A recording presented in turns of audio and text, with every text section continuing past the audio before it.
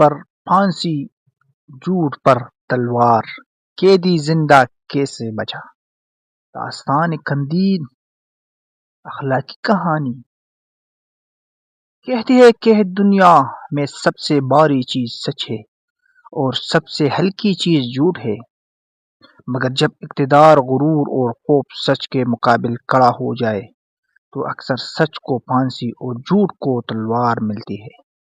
یہ داستان اسی شہر کی ہے جہاں انصاف تول کر نہیں بول کر دیا جاتا تھا۔ یہ کہانی ہے ایک ایسی قیدی کی جیسے مرنا یقینی تھا مگر وہ زندہ بچ گیا، اور سوال یہ نہیں کہ وہ بچا کیسا، بلکہ یہ ہے کہ سچ کے ہوتی ہوئی بھی وہ کیوں بچا۔ قدیم زمانے میں ایک شہر تھا جس کا نام قندیل تھا۔ ظاہراً یہ شہر روشنیوں سے چمکتا ہوتا، مگر حقیقت میں اس کی گلیاں ظالم خوف اور خاموشی چیخوں سے بھری ہوئی تھی۔ قندیل کا بادشاہ شاہ زرکوش ظاہر میں عادل مگر باطن میں رحم تھا۔ وہ کہتا تھا، میرے شہر میں سچ بولنے کی آواز ہے، مگر شرط یہ تھا کہ سچ اس کے مرضی کا ہو۔ یہ سچ بادشاہ کو ناگوار گزرتا وہ بغاوت کہلاتا۔ قیدی کا جرم اسی شہر میں ایک عام سی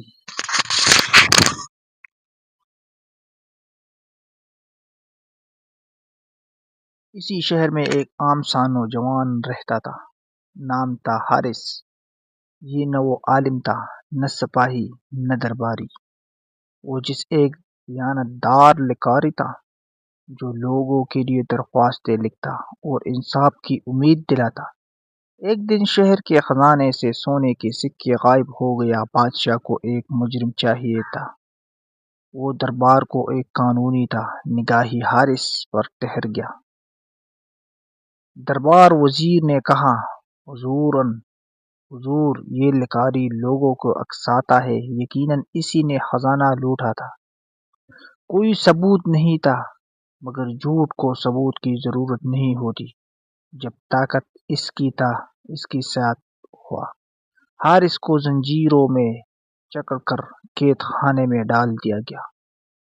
عدالت کا فیصلہ دربار شاہی میں اعلان ہوا۔ جو قیدی سچ بولے گا اسے پھانسی دی جائے گی، اور جو جھوٹ بولے گا اسی تلوار سے مارا جائے گا۔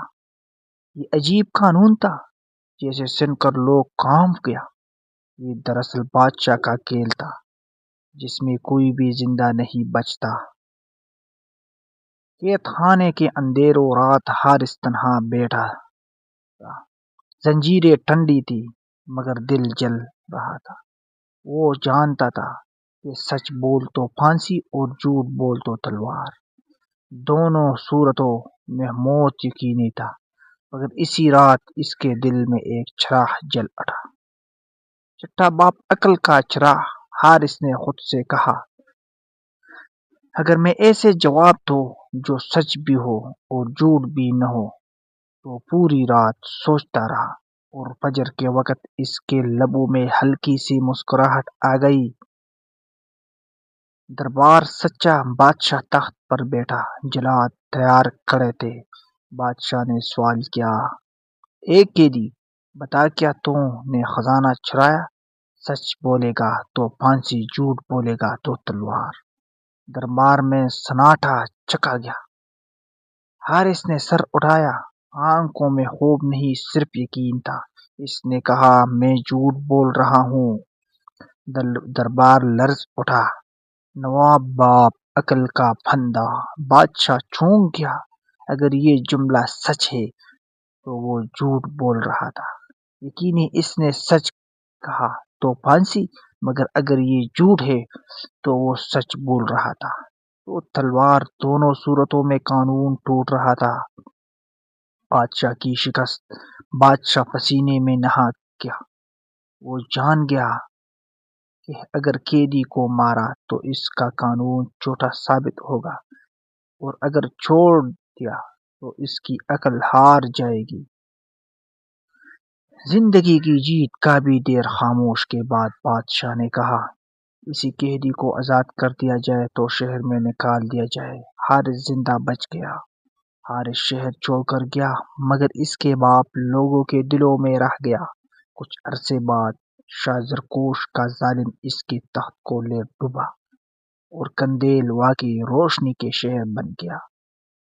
سچ کو مارا جا سکتا مگر شکست نہیں دی جا سکتا۔ عقل طاقت سے زیادہ مضبوط ہوتی ہے۔ ظالم کا بنایا ہوا قانون ایک دن ایسی کو پنسا دیا جو سچ کو سمجھدار تھا اور موت کو بھی بچ گیا۔